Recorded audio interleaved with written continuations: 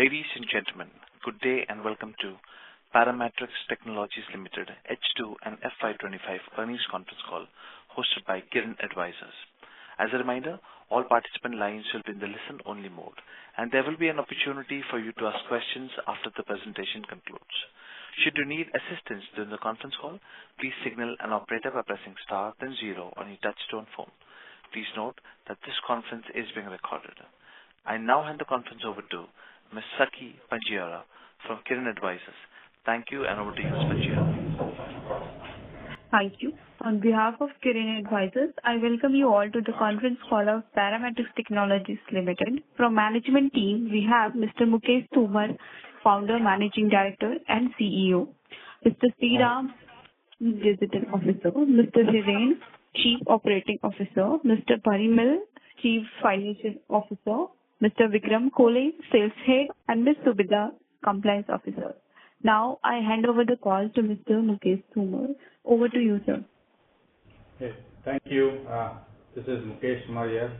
Good afternoon, everyone, and thank you for joining us today.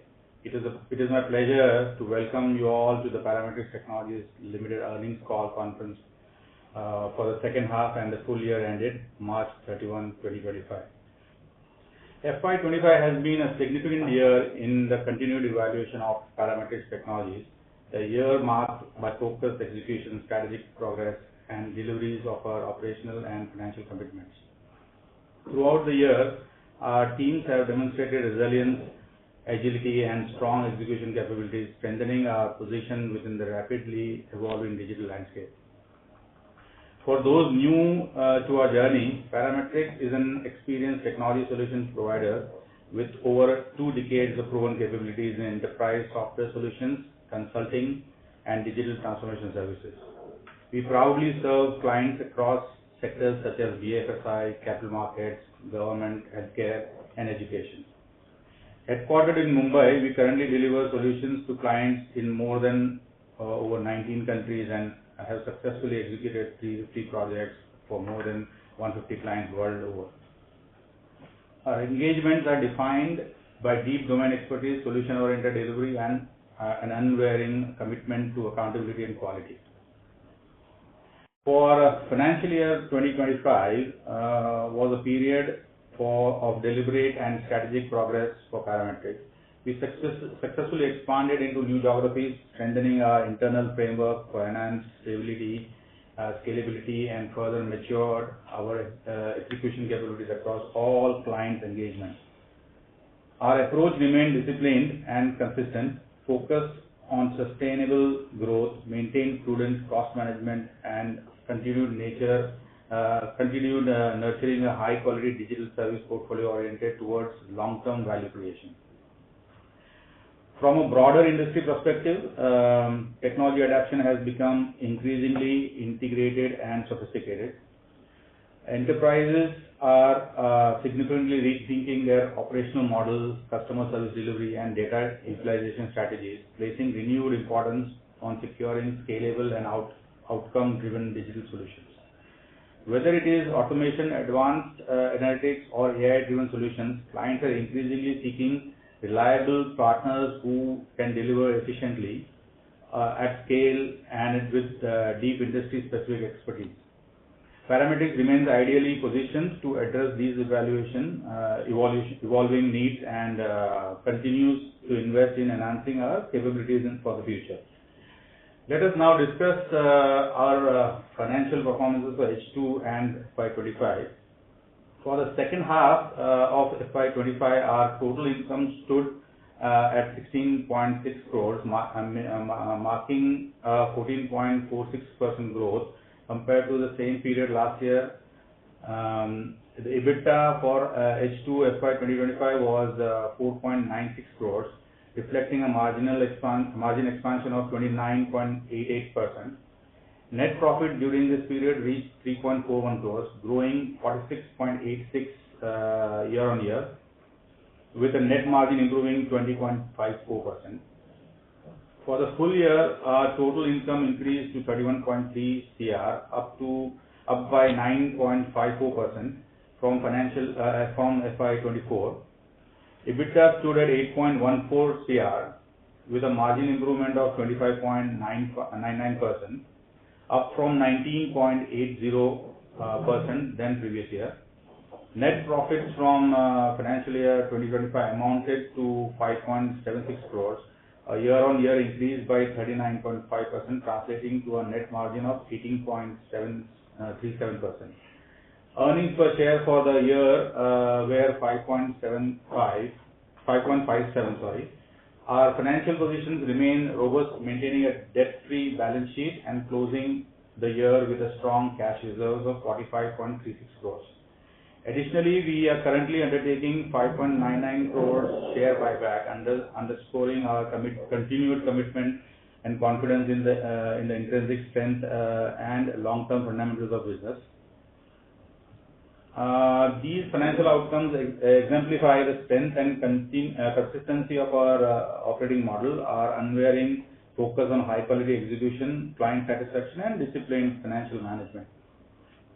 Before moving to the closing remarks, I would like to hand over to my colleague Sriram, who will briefly discuss recent technology advancements of Paramatrix. Following that, Vikram will provide a concise overview of our strategic roadmap for future.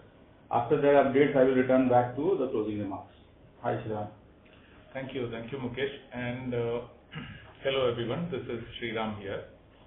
I am pleased to share, a very pivotal update in Paramatrix technology strategic journey, which is basically our shift from being a primarily IT services firm to a product-first enterprise tech company. This is not just a shift in delivery model; it's a shift in mindset. And that's how we have gone about this whole thing. It reflects our vision to drive long-term scalable value for our clients through industry-focused platforms and accelerators. Over the past year, we've invested significantly in building proprietary technology products that solve real-world problems across our key focus verticals, such as BFSI and healthcare and manufacturing. I'll briefly touch upon maybe three flagship platforms. There are a few. I want to touch upon basically three of them. One is Excite, the other is Playmity, and the third one is Convex. Each of these is designed to be modular, scalable, and aligned to our clients' digital transformation priorities. If we were to start with Excite, our advanced analytics and MIS platform, it is purpose-built to help banks, NBFCs, and brokers unify their data sources and deliver real-time actionable insights. It comes with pre-built data models for the BFSI sector, customizable dashboards, and automated reporting features, all while being scalable and compliant with enterprise-grade security standards. We are proud to see Excite already in action with some of our marquee clients, including banks, NBFCs, and capital markets companies. This helps in driving smarter decisions and sharper business performance for them. Moving on to Playmity, this is our AI-powered gamification and behavior change platform. Playmity transforms how sales teams or service agents and even trainees perform by embedding competition recognition and engagement into everyday workflows. Whether it is personalized efficiency nudges at scale, or AI-powered performance analysis, or gamified training modules, Playmity uses data-driven triggers to influence behavior and boost productivity. It integrates seamlessly with CRMs and HR systems, making it a plug-and-play tool for companies looking to inspire performance at scale. Now let me introduce Convex. It's a cutting-edge conversational platform powered by generative AI. Convex enables business users to literally talk to their data. With AI-driven natural language queries, users can generate reports, extract data insights, and even integrate with enterprise databases, all through a simple chat interface. Convex has a robust access control mechanism built in for data security, inheriting roles and rights from existing reporting platforms and extending them to its interface. It supports both cloud and on-premise environments and boasts of industry-specific customizations for verticals like BFSI, healthcare, logistics, etc. With Convex, we are democratizing data access, making insights instantly available to users without needing technical skills or IT intervention. Now, put together, these products form the backbone of our shift from services to scalable IP-led solutions. The benefits are already evident: higher client stickiness, growing ARR through SaaS pricing, and a foundation for our geographical expansion plans such as the Middle East and Southeast Asia. More importantly, we are solving real enterprise problems, be it fragmented reporting or low engagement or limited access to insights. We believe that this transformation positions Paramatrix for sustained growth, improved margins, and greater impact in the markets we serve. Our team remains focused on innovation, execution, and creating differentiated value through technology. Yeah. Vikram, you would like to add on the future roadmap for us? Yeah. So good afternoon, everyone. This is Vikram Kole. Thanks once again for joining us on the earnings call today. So as mentioned by Mukesh, FY21 has been a pivotal year for Paramatrix. We closed this year at 31.3 crores, and that sets up the right foundation for us, to continue our expansion, in our key verticals, which are specifically in banking, financial services, insurance, public sector, and recently in the Middle East with a focus on healthcare. So as we look forward, right, the strong trajectory that we planned for ourselves is with a projected revenue for FY26, which is the current year, trying to close it at about 69 crores, moving upwards in terms of FY27 to become a 100 crore company. That's the overall projection that we have, which typically is a 88% CAGR over the current year, over the next 2 years, right? Now, these projections are certainly based on, certainly our existing multi-year contracts that we have on hand, the visibility that we have in terms of our near closure, engagements that are happening across, and also, plans to expand, in markets like the Middle East and East Asia, right? As Mukesh mentioned, we've already opened up an office in Japan, which is giving us good traction, in that market. And in India, we continue to, have those decisive discussions and engagements within the target segment, as well as, significantly, looking at monetizing our solution accelerators. I think Sriram mentioned about 3 of those accelerators, but we have, 5 to 6 of them where there are, in various stages of, pilots getting conducted with our target segment, and that's where is going to set the foundation for us in terms of supporting, our projections for the coming 2 years, right? So in India, our BFSI public sector continue to see strong, digital mandates from these organizations. We are certainly leveraging our domain as well as, technology expertise in the areas of application modernization, data modernization, cybersecurity, and overall digital transformation, which is helping us, construct those multi-year, multi-million-dollar, kind of engagements, right? And one of them we recently closed, and that's a testimony to the kind of strategy that we have in place, right? In the Middle East, we are seeing a strong traction in the healthcare segment, majorly around the device integration, for seamless patient management. We've kind of built that capability here in India, ready to serve that market. And we've also kind of entered into collaborative partnerships to ensure that we kind of show our presence in the Middle East, especially the Saudi Arabia and the UAE market.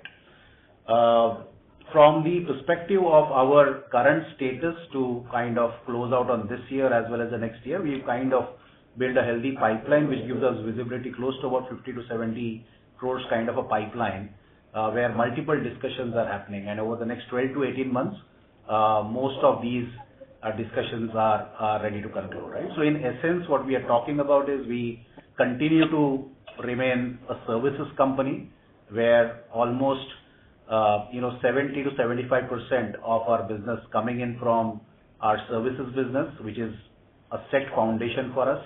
Market is ready for it. Market is acceptable, to talk about what Paramatrix can deliver. The balance 20 to 25% is what we see our accelerators helping us get there, right? And out of these overall, 100 crores target over the next 2 years, 60 to 65% still will be, we continue typically where India and, and the surrounding markets, but a significant chunk of more than 30 to 40% will typically come in from our overseas geography. So that's where I think it sums up in terms of how we look at our offerings and the market potential in our targeted segments. Yeah, Mukesh. Thank you, Vikram. Thanks, Sriram, as well. So, looking ahead, we remain focused on further expanding our further expanding into promising international markets, continuously enhancing our delivery and infrastructure capabilities, and nurturing strategic client relationships. Our strategy remains rooted in sustainable growth, operational excellence, and responsible capital allocation, with clear objective of generating long-term value for all our stakeholders. Before we open up for Q&A, I would like to sincerely thank our clients for our continued trust, our teams for their relentless dedication and excellence, and our shareholders for their ongoing confidence and support. At Paramatrix, we are building a resilient, scalable, and highly relevant organization, and we are confident about carrying this positive momentum into the future. With that, we are happy to take questions, if any. Thank you. We will now begin the question and answer session. Anyone who wishes to ask a question may press star and 1 on your touchtone telephone. If you wish to remove yourself from the question queue, you may press star and 2. Participants are requested to use handsets while asking a question. Ladies and gentlemen, we will wait for a moment while the question queue assembles. The first question comes from the line of Dhanraj Solani, an individual investor. Please go ahead. Hello. Yes. I'm audible? Yes, you are. Okay. So I have a couple of questions. So I'll start with the first one. Yes. One second.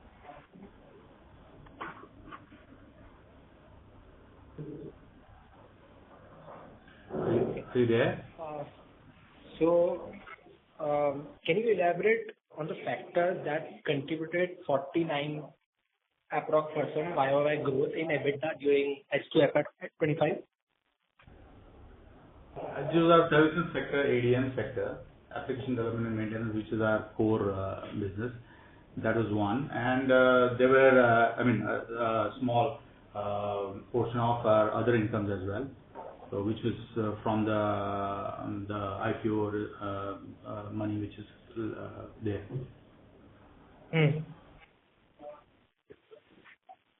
Hello? Yeah.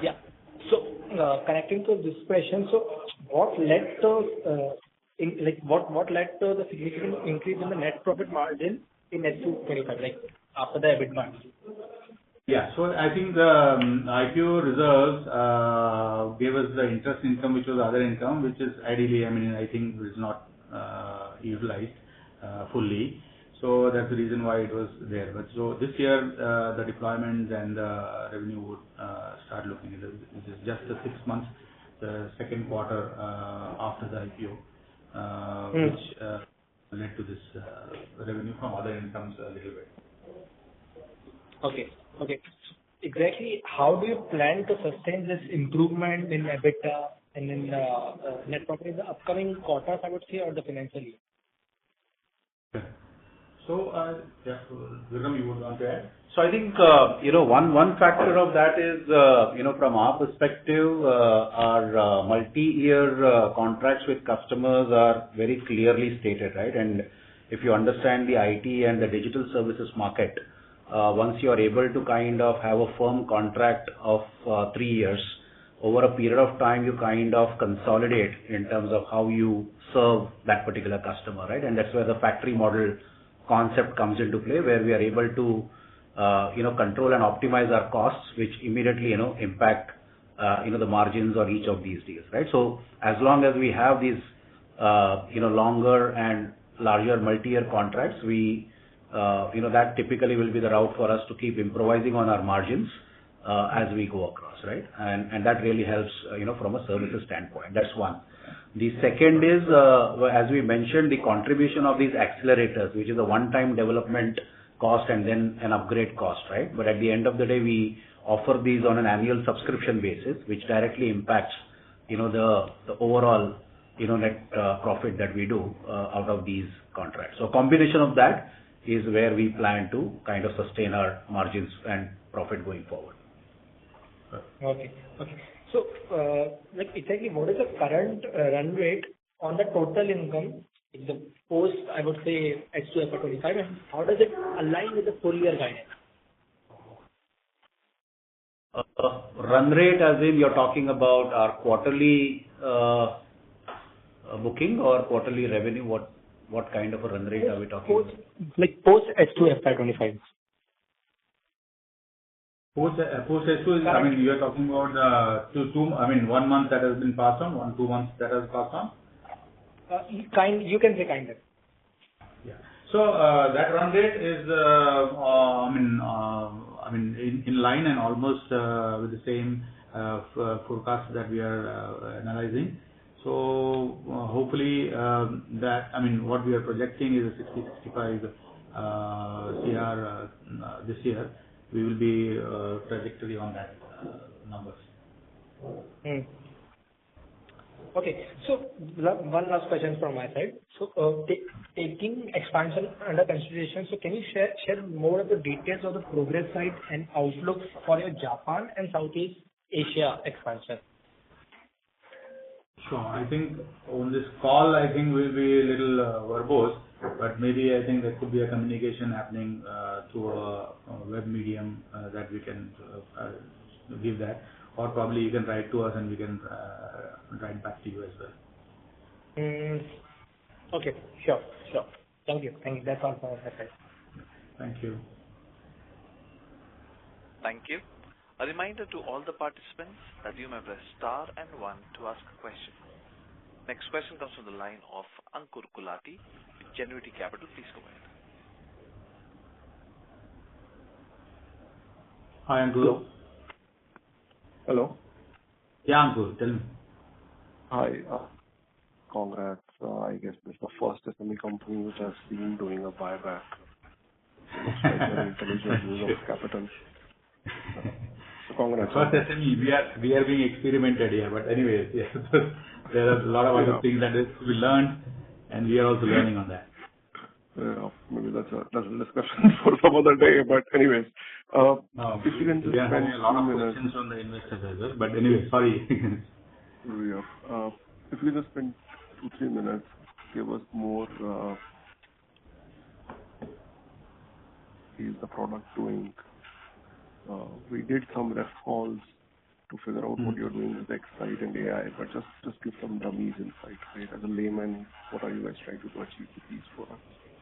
On the Excite, okay. I think Shriram. So Sorry, Shriram, apologies, but just cover all the product suite if you can. Assuming the time permits. Sure. Certainly happy to do that. Yeah.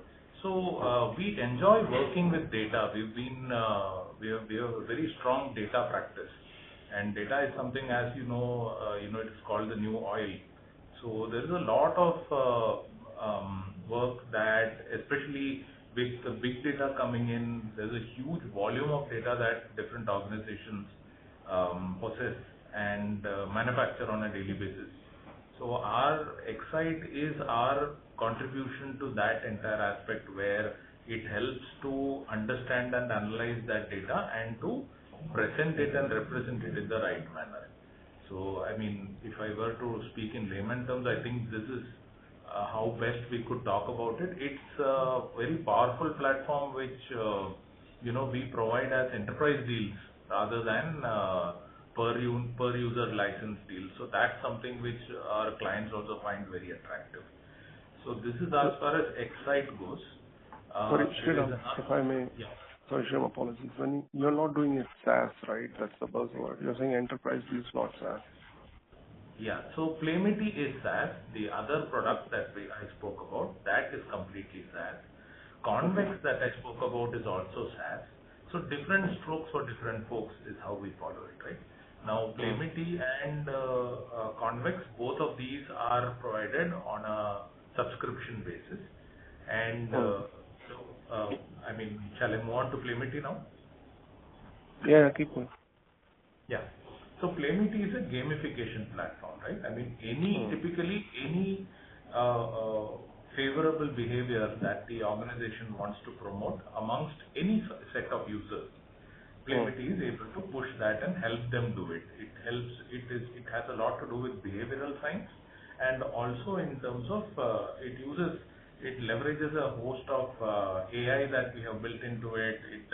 It has a machine learning engine within it, which learns automatically, and on a daily basis it is able to target individuals at scale. So we have tested this for as many as 12-15,000 different users of one particular organization.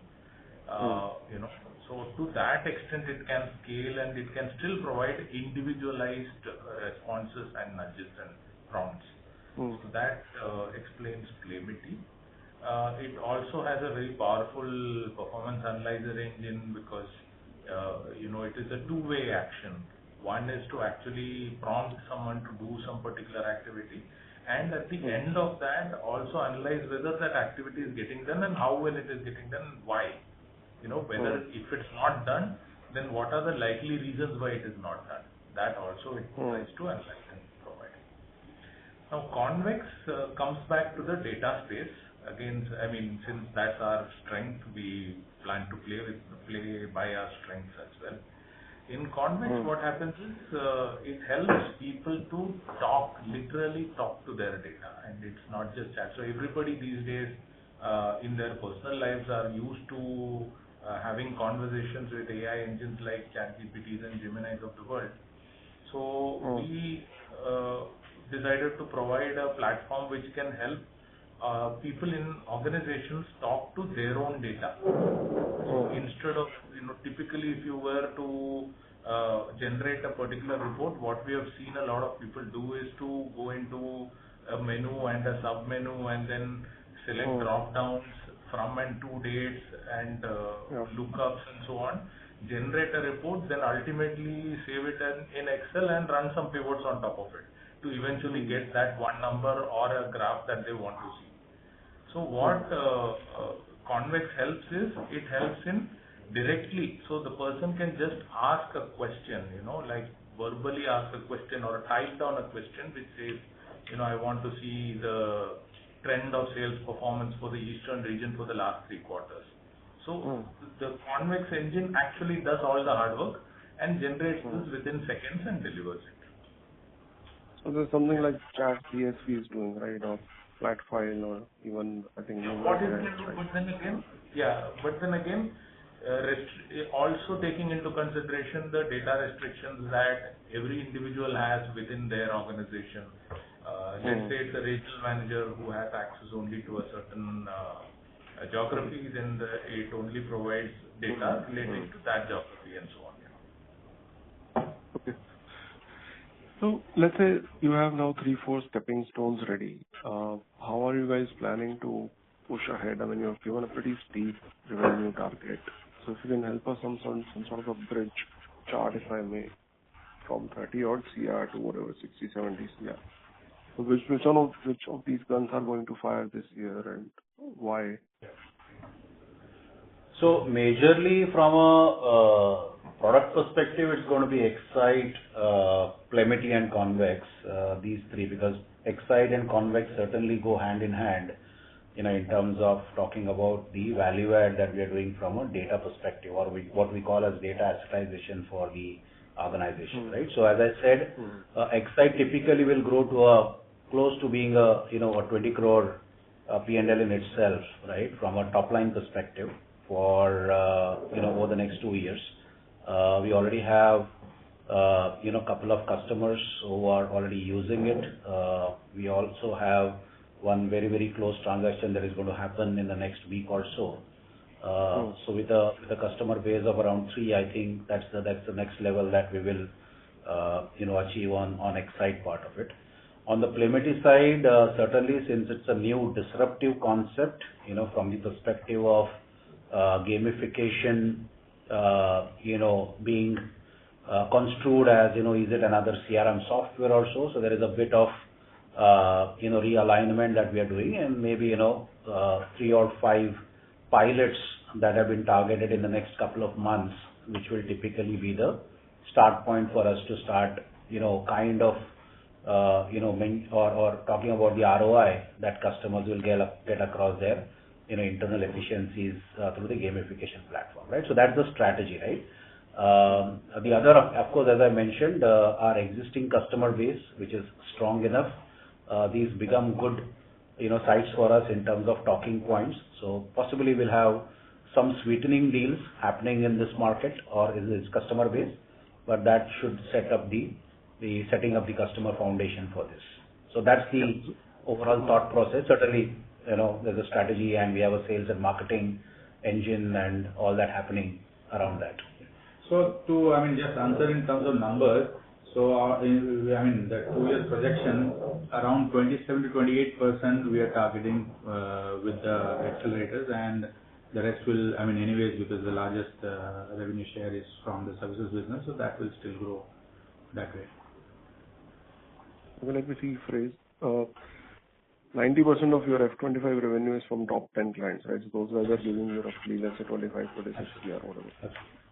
Absolutely. When you're talking about 70, sorry, go ahead. Go ahead. Sorry, I can finish your question. Yeah, so when you're saying 70 CR, let's say for financial year 26, if I heard it right, how much of that 3x jump going to crystallize from existing top 10, top 15 customers? Because when I look at your client slide, there are very big labels out there, and I guess you guys are very well wired into some of these names given the advisory board you have. Absolutely. So is it a easy fix for you guys to just get incremental IT budget of some of these big names, and that's how you're planning, or is there any other thought process? No, this will be new, as well as the existing ones. If they, anyways, the existing ones, we are already serving some or the other things from whatever gamut of services and products that we have. So that may increase a little bit, not exponentially. The exponential growth we are looking at with the new clients. So that sales and marketing strategy is already in place, and I think we've got a good traction and good funnel to address to. Okay, and if you can just confirm that out of 70, how much is already locked in?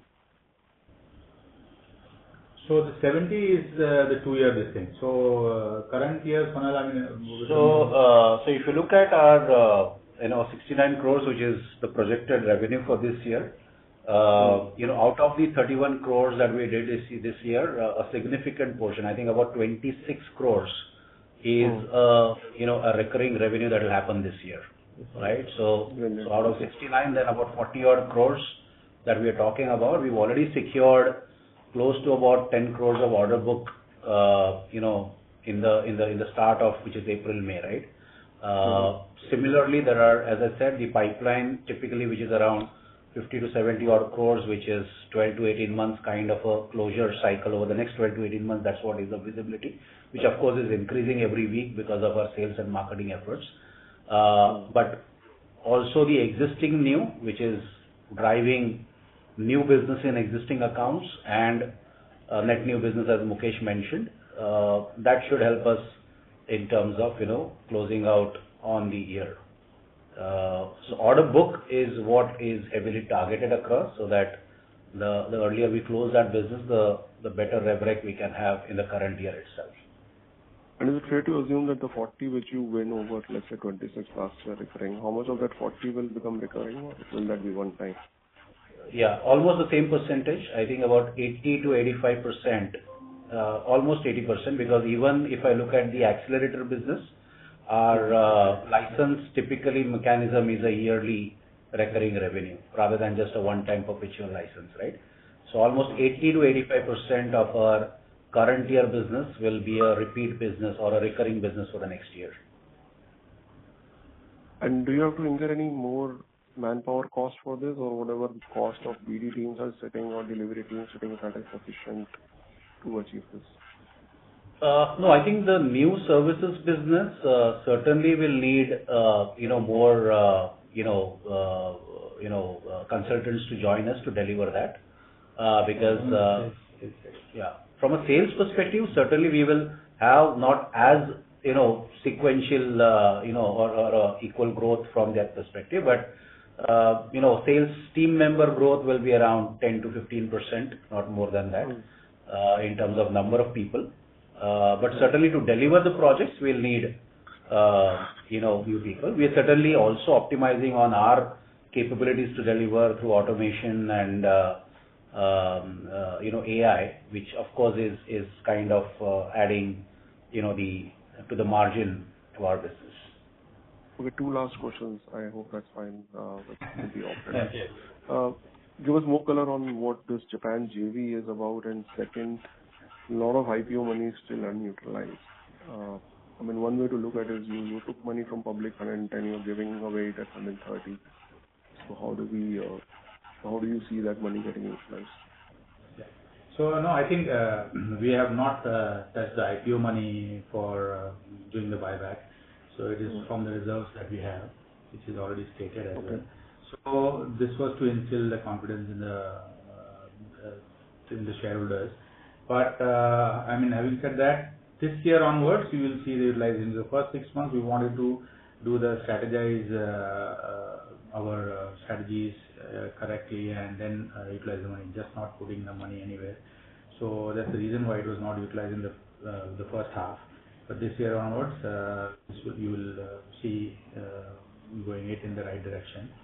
So Japan is a JV, 51% shareholding that is there. So we have a local partner there, which we have partnered, Japanese-speaking American, who has been a veteran in this industry, and where we will open doors with Japan. So we already are working with Japanese client, but not in Japan. So that's why we wanted to touch our focus there. And we have been working in the Hong Kong and Singapore market. So Hong Kong, we have been working there almost a decade there. There also, we are trying to have a local sales representation so that we can grow that business. There's a lot of potential if you have a local guy there. We do have resources there for delivery resources, but not the sales people. So we will be engaging that there. From the IPO side, there was a prospectus mentioned he was trying to set up some 1,200 square feet office, right? I'm assuming that's 120-seater, give or take. So is that in place now, or is that still not there? So that's what we are trying to. We already in July we will be taking in a small expansion space here, and we are already looking at a larger place now, which we are already getting it done. So that you will hear once the deal is through. So that expansion is already in place. So that before we were looking at renting it out, and now we're looking at capitalizing it. So you will see that, but that will not be from the IPO money anyways. Okay. All right. Thanks a lot. I'll fall back in queue. Thank you. Thank you. Thank you. A reminder to all the participants that you may press star and 1 to ask a question. Next question comes from the line of Mohit Kumar, an individual investor. Please go ahead. Yeah, thank you so much for the opportunity. So, my question is, what percentage of revenue in FY25 came from repeat versus the new client?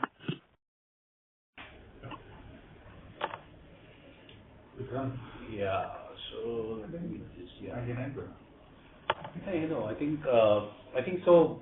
We were able to kind of maintain about 80% of that revenue was from the recurring business from last year. Okay. From FY25. Yeah. Tell me how have the flagship products like Excite, Playmity and Incentive contributed to the revenue this year? So it was 5% of the business this year. So currently it was 5% of the business this year. 1.33 CR to be exact. Okay. Can you highlight any marquee wins or long-term contracts secured in H2 FY25? Can we name customers? We cannot name the customer. Okay. So we have, two or three of them which I can talk about. So one is a largest discount brokerage firm in India, where we've secured,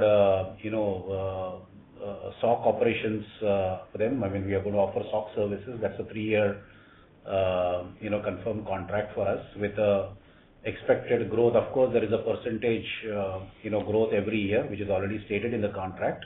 But apart from that, we look at certain value-added services, which will be extra revenue that will come from that. The other is one of the largest, credit ratings firm in India, which is where we've signed a 3-year contract with them in terms of the existing work that we're doing with them, and also, certainly if you understand, there's a rate card around the additional technologies that they're going to kind of bring in over the next 3 years, and we are the preferred vendor to kind of offer those additional services at the rates defined in the contract. That again is a 3-year contract. There's one more that I can talk about, is with one of the largest depository firms servicing a commodity exchange in India. There again we are doing a complete lift and shift of their legacy estate, and there is also a modernization program that will run for them over the next 3 years, and that is an expected couple of years of extension, because for them this actually is the bread and butter platform where they are doing all the electronic or the digital business, right? That will dovetail into again a data-led project for us, which we are talking about cross-sell opportunity. So these are multi-year, as of now 3-year contracts. This year we are talking about even how do we extend rather than 3 years to 5-year contracts as well. Hope that answers your question. Yes, sir. And so, sir, what is the expected pipeline for large value projects in H1 FY26? So as I said, as of now, the visibility is we are in discussions where we have a pipeline of close to about 50 crores, and I can see another visibility of 20 additional crores. So that's where I was talking about that 50 to 70 crores of pipeline under management. Certainly the hit ratio, deferment, put together, ultimately you kind of look at what is the major thing that comes across, right? So June is a big month for us, being a Q1 for us, as well as Q1 for some of our customers who need to roll out digital projects. So that's what is the visibility that we currently have. But as I said, from a sales and marketing perspective, there are various activities that are happening on a regular basis, wherein a team is specifically aligned in terms of how do we build the pipeline across these geographies that we spoke about, also the accelerators that we spoke about. Okay, thank you, sir. That's it from my side. If I have any more questions, I'll join back with you. Yeah. Thank you. Thank you. A reminder to all the participants that you may press star and 1 to ask a question. Next question comes from the line of Ruhi Mehta, an individual investor. Am I audible? Yes, Ruhi. Okay.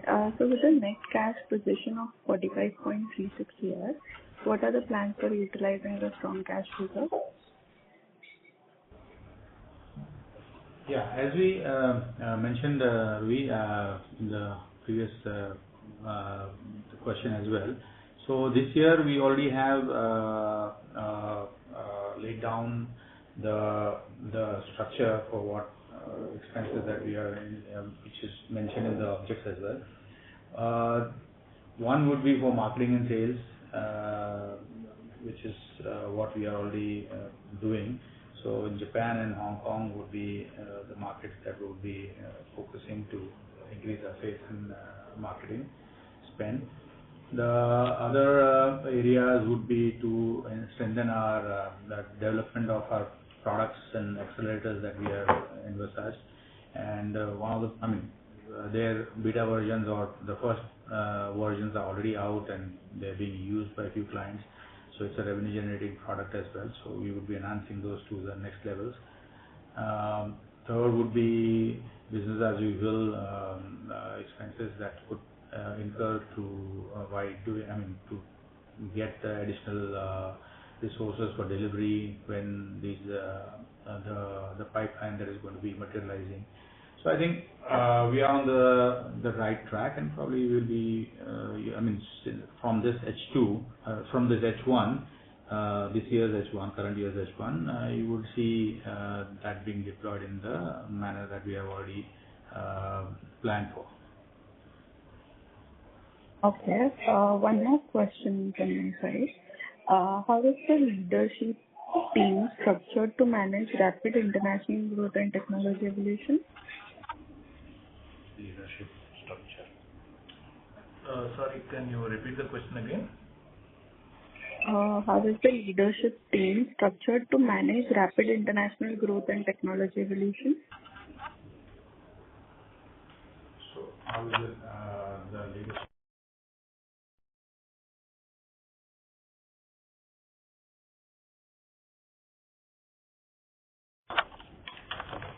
Yeah. So we have a structure that focuses on different, profit and loss aspects. So one entire area is that on data and advanced analytics. The second section is on cybersecurity. The third one is digital transformation and application modernization. And the fourth, which is the traditional application development and maintenance aspect. So now over the last 6 months, 1 year or so, we have actually increased our leadership team to help individuals on each of these areas. That's currently our plan. Each of these teams have also started building out their entire structures, and accordingly, the focus that has been put on the accelerators within each of these also have been kind of matured over a period of time. Like the accelerator Excite has been built on the data and advanced analytics side, so that team has actually expanded and has built the accelerator alongside the other service contracts that they service as well.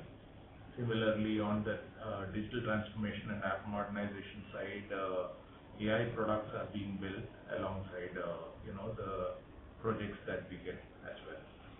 So on the different side, if your question was to see what is the current leadership and how are they going to handle the growth side of our this thing, I think current leadership is anyways, in their respective buckets, their strengths are in those areas. Like we have the delivery, we have the CTO, we have the delivery head for different technology deliveries. We have the sales head to look at the sales side. We have our operations head who knows his job. We have the finance side. We have the person who looks at it in that manner. So all the aspects that we are looking at driving our growth side, we have the right person already there. So that leadership, I think, is currently poised with the current growth that we are looking at. Hope that answers your question, both the sides. Yes, One, yes. Ram mentioned. Thank you. That's all from my side. Thank you. Thank you. A reminder to all the participants that you may press star and one to ask a question.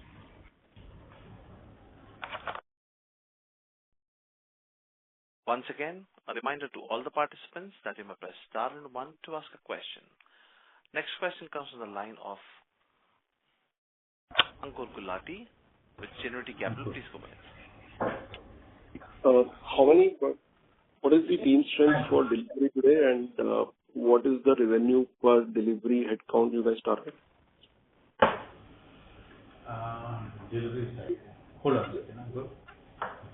So Ankur, I think we should be and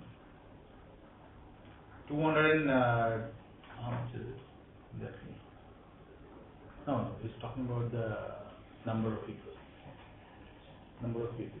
It's 230. Yeah. 230. They're all in delivery only, right? All in delivery, yes.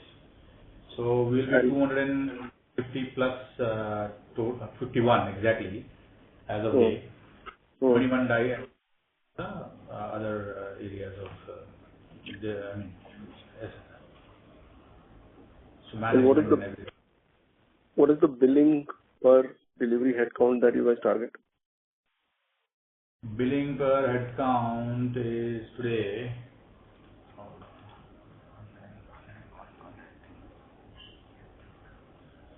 around 2 lakhs resource. Around 2 lakh Revenue per employee, if you're looking at that, is 2.9.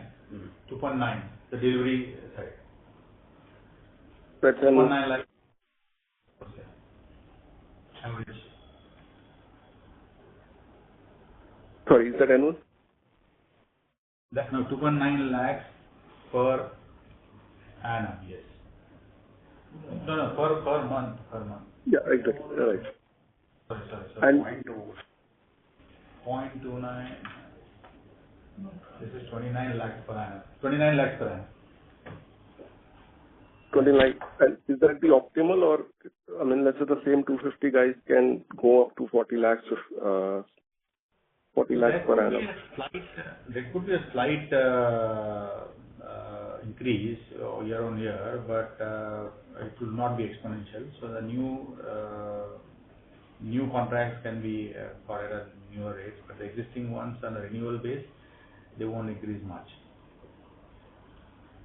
So this headcount has to grow linear with your revenue targets, right? Not necessarily.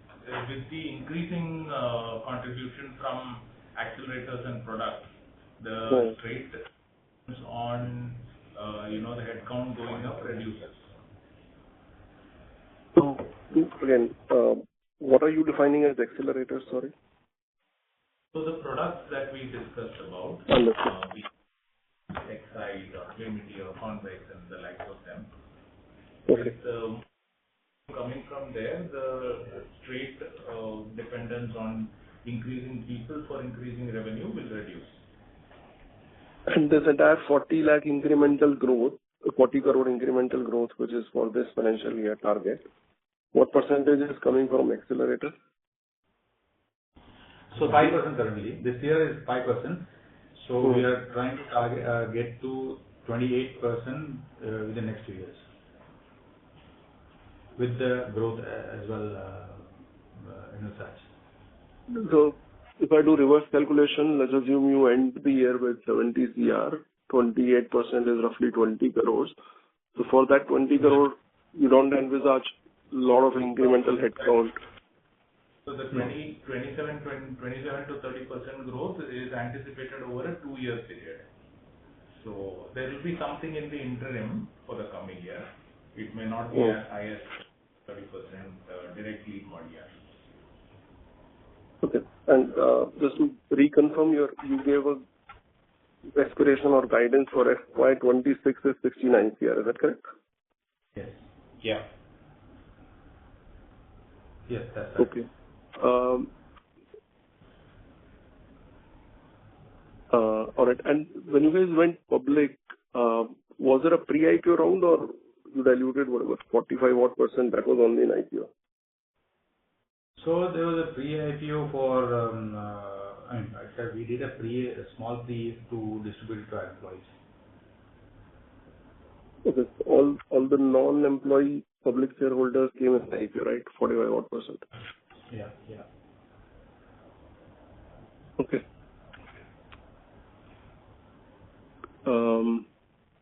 When you were discussing some of the bigger clients which you have won this time, so once your accelerators are placed, does that open up the bigger tech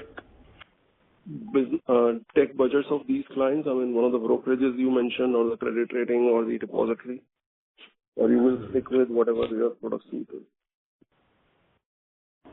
See, I mean, it's a mixed bag, right? Because some of our accelerators are completely adding a different value for our customers' business, right? So like Excite, the one that Sri mentioned, it predominantly allows an organization to ensure that data and reports across multitude of users, internal and external, that is entirely streamlined, right? Which is one of the calls that most of the regulators are also, talking from a BFSI perspective, right?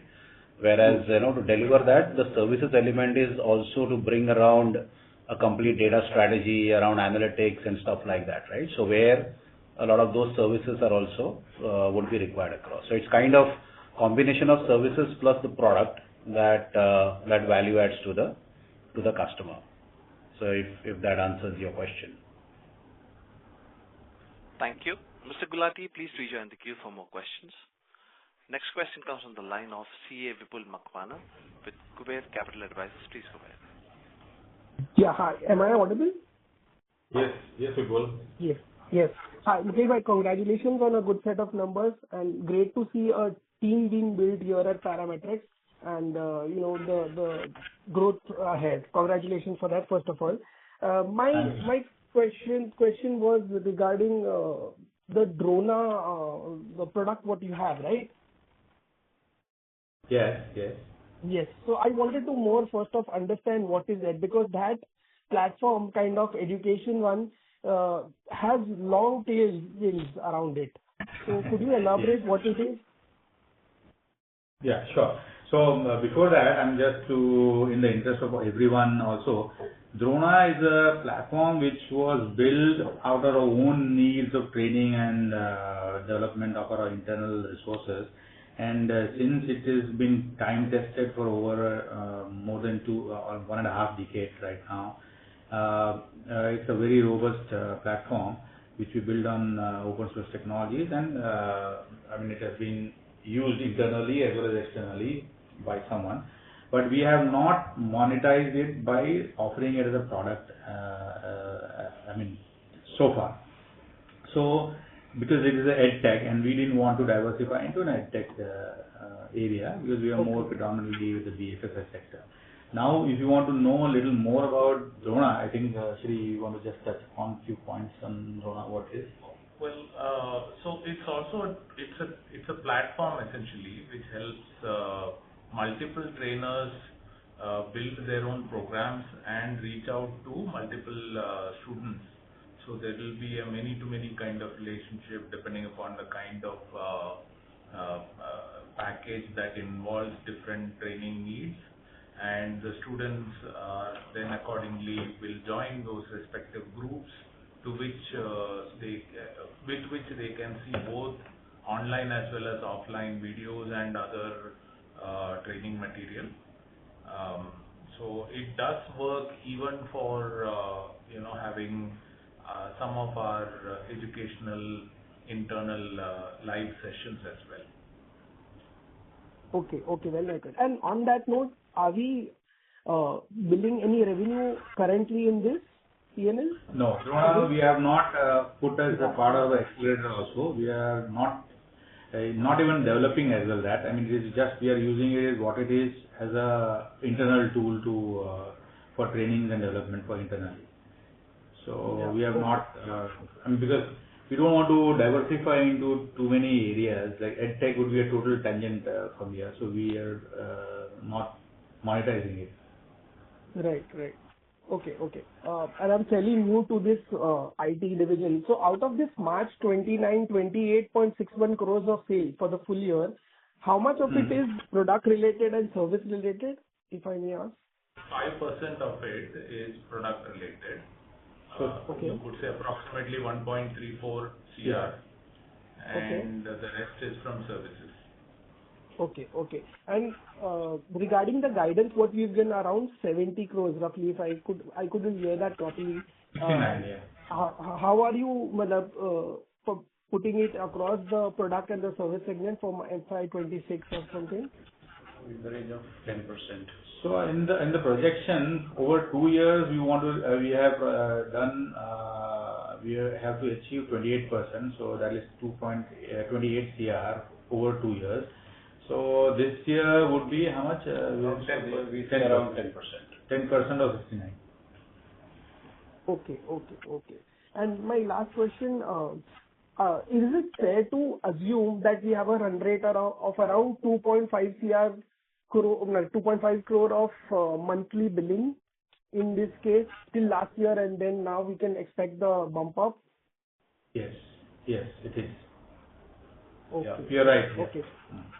And over the years, I've seen that our sales have undoubtedly been in a steady range, and the profit margins have gradually increased over time. So what is the vision lastly of the company going ahead, and how do you want to take this ahead from here? Or over a 3-5-year-old period? I'm not looking for any short-term thing, but where do we look as Paramatrix going ahead? Sure. So the product business gives us a lot of leeway with the margins. So the product business is we develop once, and then the cost side is not exponential. So for the service delivery, you need resources, which is the cost versus cost plus markup is little known there. Though it is a consistent business, but then it is the margins are lesser than the products. So as we increase the product side, we will have the cushion on the margin side. And as I mentioned in the earlier, for the response to the earlier question as well, because we are signing up multi-year services contract, for us it's kind of a factory model basis on which we optimize cost over a period of time, right?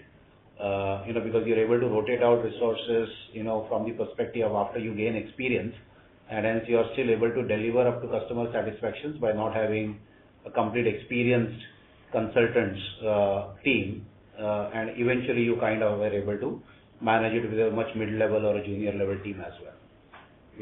So that helps in terms of our multi-year engagements to improve the profitability as well. Thank you, Vipul. And anything else? Okay. No. Thank you so much, and congratulations for the buyback as well. Okay. Thank you. Hopefully that gets succeeded. And the intention was very few SMEs do that. It's a bold step from the company. Sir, we are the first one in NSE. Yes, that's right. Congratulations. Thank you. Thanks. Bye. Thank you. Ladies and gentlemen, due to time constraints, we have reached the end of question and answer session. I would now like to hand the conference over to Saki Panjiara for closing comments. Thank you everyone for joining the conference call of Paramatrix Technologies Limited. If you have any queries, you can write to us at research@careeradvisors.com. Once again, thank you for joining the conference call. Thank you once again. Have a good day. Thank you. On behalf of Kirin Advisors, that concludes this conference. Thank you for joining us. You may now disconnect your lines.